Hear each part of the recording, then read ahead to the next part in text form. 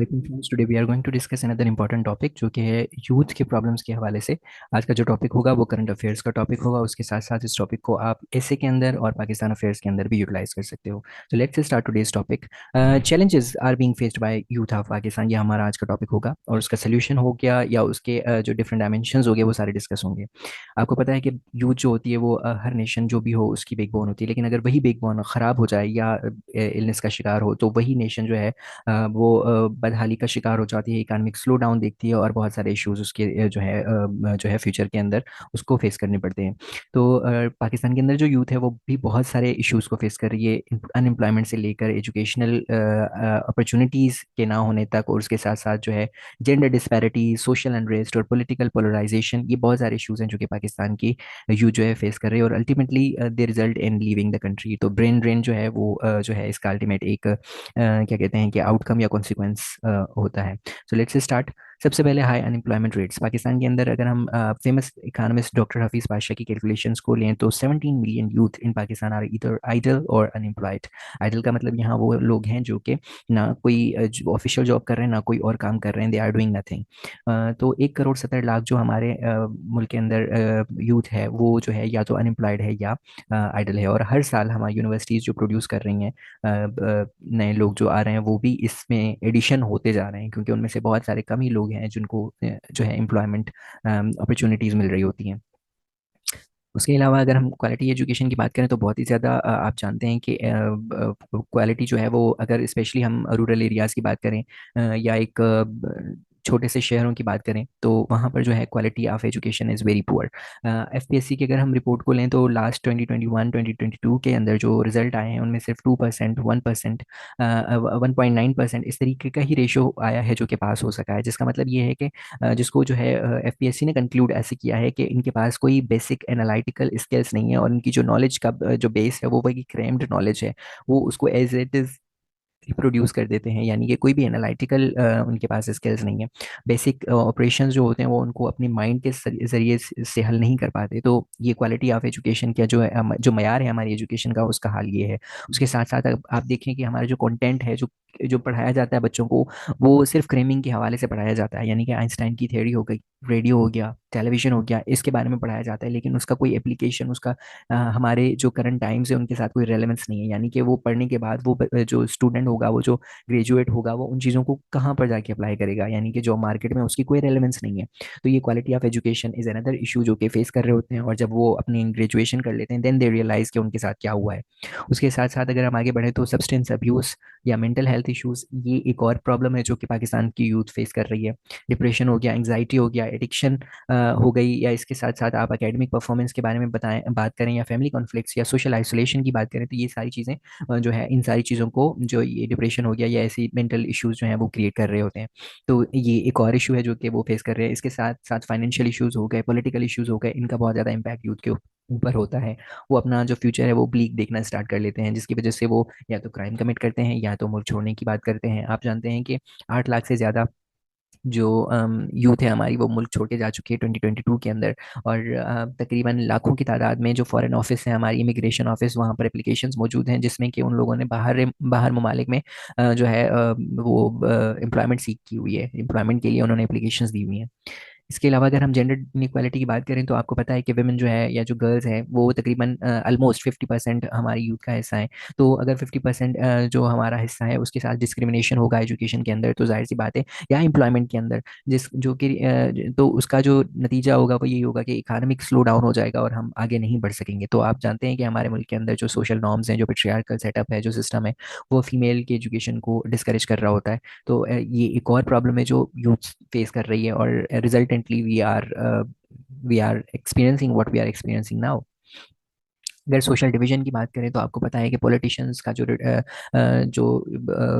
Rhetoric होती है वो बहुत ही ज़्यादा डिविसिव होती है। यानी कि वो लोग अस वर्सेस देम का एक यंग माइंड्स के अंदर एक डाल देते हैं, जिसके अंदर वो अपने फॉलो जिसको फॉलो कर रहे होते हैं उसको सिर्फ हर उसकी बात जस्टिफाई कर रहे होते हैं, और जो ओपोजिंग होता है वो उनके लिए एक दुश्मन होता है। तो ये चीज़ जो है सोशल डिविजन्स क्रिएट कर रही है, यानी कि अस वर्सेस देम वाली फीलिंग जो है वो लोगों के अंदर, यंग माइंड्स के अंदर होती है, जिसकी वजह से उनका जो माइंड है वो मल्टी डायमेंशंस से नहीं सोच रहा होता, वो एक सिंगल पर्सपेक्टिव रख के बैठ जाता है, जो कि उनको आगे बढ़ने में और अपनी एनर्जीज को सही जगह पर इस्तेमाल करने से रोक रहा होता है। यानी कि वो फॉर एग्जांपल एक यंग स्टूडेंट है, वो किसी पॉलिटिशियन से ज़्यादा इंप्रेस्ड है, तो वो उसके रिटोरिक को इतना वो ब्लाइंडली फॉलो कर रहा होता है कि वो अपनी सारी एनर्जी सोशल मीडिया पे जाके, सोशल मीडिया प्लेटफॉर्म्स पे जाके उनको डिफेंड कर रहा होता है, और एट द एंड उसका कोई उसको बेनिफिट नहीं होता, और ultimately he is the one who is at the losing and. उसके साथ साथ अगर फेवरेटिज्म की बात करें, नेपोटिज्म की बात करें, तो इन पॉलिटिशियंस जो है वो अपने खास लोगों को ज़्यादा फेवरेटिज्म और नेपोटिज्म उनकी जो है वो पॉलिसी होती है, वो खास लोगों को, अपने लोगों को अपने इंटरेस्ट के मुताबिक जो है उनको अपॉर्चुनिटीज दे रहे होते हैं। उसके साथ अगर हम एथनिक टेंशन की बात करें, तो पॉलिटिशियंस डिफरेंट रीजनलिज्म की जो है इन्वायरमेंट बना रहे होते हैं, यानी कि रीजनलिज्म को प्रमोट कर रहे होते हैं, वो अपने रीजनल इश्यूज को हाईलाइट करते हैं ताकि एक रीजनल रिटोरिक बन सके, जिससे कि एथनिक जो है एक टेंशन्स क्रिएट हो सकें। तो बहुत सारे पॉलिटिशियंस अपने अपने रीजनल या रिलीजियस डिफरेंसेस को हाईलाइट करके अपने जो है पॉलिटिकल एजेंडाज को फर्दर कर रहे होते हैं, जिससे कि नुकसान यूथ का हो रहा होता है, और यूथ जो है वो फाइट की तरफ जा रही होती है, वायलेंस की तरफ जा रही होती है, जिसका उनको कोई बेनिफिट नहीं होता। तो पॉलिटिशियंस अपने जो है इंटरेस्ट को फर्दर करने के लिए, अपने सर्वाइवल के लिए वो जो है यूथ को इस्तेमाल करें। उसके अलावा लेक ऑफ अकाउंटेबिलिटी है, ट्रांसपेरेंसी नहीं है, चेक्स एंड बैलेंस नहीं है पॉलिटिकल पावर के ऊपर, जिसकी वजह से जो है पॉलिटिशियंस जो है वो जो उनके दिल में आता है, जो उनको लगता है कि it is going to further their interest, वो चीज़ वो जो है पब्लिक के सामने कर देते हैं। उसके अलावा अगर हम टेक्नोलॉजिकल एडवांसमेंट्स की बात करें, तो अनइवन एक्सेस टू टेक्नोलॉजी है, यानी कि जो यंग पाकिस्तानीज हैं जो कि आप जानते हैं कि रूरल एरियाज से हैं या रिमोट एरियाज से, उनके पास टेक्नोलॉजी नहीं है, जिसकी वजह से जो वो लोग अब एजुकेशन हो या इंफॉर्मेशन की एक्सेस हो वो उसमें पीछे रहते हैं। उसके साथ साथ अगर डिजिटल स्किल्स गैप की बात करें, तो यहाँ पर भी वही डिवीजन आपको नज़र आएगी।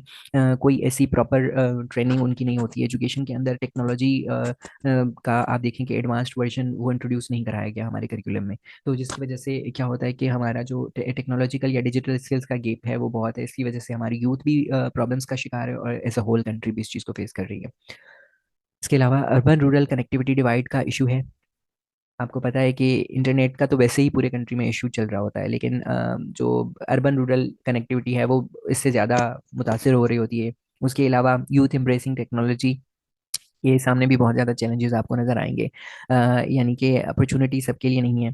अगर अपॉर्चुनिटी सबके लिए हो तो यूथ जो है वो टेक्नोलॉजी का एक प्रॉपर इस्तेमाल करके अपने आप को आगे बढ़ाए, और उसका सही इस्तेमाल करने के लिए ट्रेनिंग दी जाए तो वो उसको सही से यूटिलाइज करे। तो ये सारी चीज़ें हैं जो कि यूथ फेस कर रही है। उसके अलावा रेडिकलाइजेशन और extremism, that is another point very important, कि हमारी जो यूथ है वो एक्सट्रीमिज्म की तरफ बहुत ज़्यादा जा रही है। आइडियोलॉजीज और रेडिकलाइजेशन ने यूथ को जो है ना बहुत ही एक ऐसी चीज जगह पर लाद के खड़ा कर दिया जहाँ पर वायलेंस की तरफ और सोशल इंस्टेबिलिटी की तरफ हम आगे बढ़ रहे हैं। And you know that social instability is already prevailing in our society. तो ये एक थ्रेड है। उसके अलावा ये आप सोशल मीडिया आप देखें, ट्विटर देख लें, व्हाट्सएप देख लें, यहाँ पर फ्री फ्लो ऑफ इन्फॉर्मेशन जिसके ऊपर कोई चेक एंड बैलेंस नहीं है, जिसकी वजह से क्या होता है कि जो यूथ है वो एक्सट्रीमिस्ट आइडियोलॉजीज को अपने एब्जॉर्ब करके अपनी पर्सनालिटी के अंदर जो है उसका ट्रेड बना रही है, और फिर they are behaving like that. उसके अलावा अगर हम इकोनॉमिक अपॉर्चुनिटीज़ की बात करें, तो यूथ बहुत ही डिसइनफ्रेंचाइज्ड हो गई है गवर्नमेंट पॉलिसीज़ को लेकर, और स्ट्रगल कर करके they are now very much fed up of the system, और वो चाहते हैं कि कोई सोल्यूशन हो, और उनको वो सोल्यूशन या तो क्रिमिनल जो है लाइफ की तरफ लेके जाता है, या वो मुल्क छोड़ देते हैं।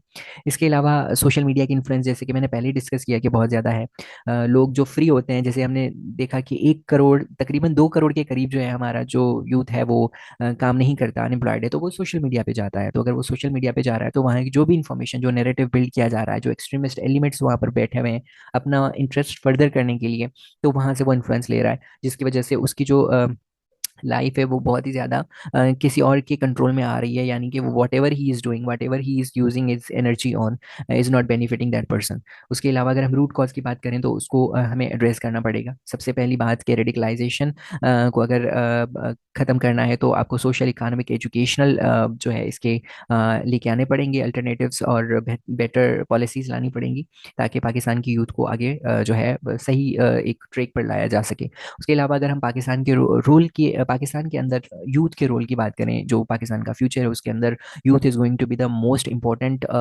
प्लेयर। देखें, क्योंकि youth is the catalyst for change, वो खुद एक चेंज होते हैं, ना कि just catalyst for change. Pakistani youth possess the energy, creativity, and idealism to drive positive and social and political transformations. तो that is very important. तो फ्यूचर को हम यूथ के बगैर जो है कंसिडर नहीं कर सकते। पॉलिटिकल इंगेजमेंट बहुत ज़रूरी है यंग माइंड्स का, लेकिन एक्सट्रीमिस्ट एलिमेंट्स नहीं होना चाहिए, एक टॉलरेंट व्यू होना चाहिए अबाउट देयर ओपोनेंट्स। उसके साथ साथ आप देखें कि इनोवेशन हो, तो उसके अंदर भी Pakistani youth is going to play a huge role. Technologies को ले लें, आप देखें कि आईटी सेक्टर के अंदर भी यूथ ही होती है, तो उनका इम्पैक्ट जो है फ्यूचर के लिए बहुत ज़्यादा ज़रूरी है। अगर प्रॉस्पेरिटी चाहिए in the future of the country, then it's important कि यूथ के ऊपर ज़्यादा इन्वेस्टमेंट करनी पड़ेगी। सोल्यूशंस क्या क्या हैं? एजुकेशन के ऊपर डेफिनेटली आपको जो है इंक्रीज करना पड़ेगा, आपको इन्वेस्टमेंट क्वालिटी बेहतर बनानी पड़ेगी, उसके कंटेंट के ऊपर आपको काम करना पड़ेगा। यू हैव टू ये what is required in the job market, जो जॉब मार्केट में उनको काम आने वाला है वो वाले स्किल्स आपको सिखाने पड़ेंगे एजुकेशन के जरिए। उसके अलावा आप देखते हैं कि एंटरप्रेन्योर्स को फोस्टर करना पड़ेगा, फंडिंग देनी पड़ेगी, रिसोर्सेज देने पड़ेंगे ताकि वो अपना बिजनेस स्टार्ट कर सके, तो उनके लिए एम्प्लॉयमेंट अपॉर्चुनिटीज़ क्रिएट की जा सके। मेंटल हेल्थ के लिए भी आपको जो है मेंटल हेल्थ के लिए अवेयरनेस जो है क्रिएट करनी पड़ेगी, हेल्थ इश्यूज़ के ऊपर उनको बात करने के लिए प्लेटफॉर्म देना पड़ेगा। उसके अलावा सोशल कोहेशन के लिए आपको cross cultural dialogue, community service, civic engagement, इन सब के ऊपर काम करना पड़ेगा ताकि जो है यूनिटी क्रिएट हो सके, सोशल कोहेशन क्रिएट हो सके, जिससे कि हमारा जो है फ्यूचर बेटर हो सके। So that's all for today. आज हमने यूथ के इस टॉपिक को कवर किया है। इंशाल्लाह soon we will discuss another topic. If you understood the topic, then you must subscribe to the channel and keep liking and promoting us. Thank you so much.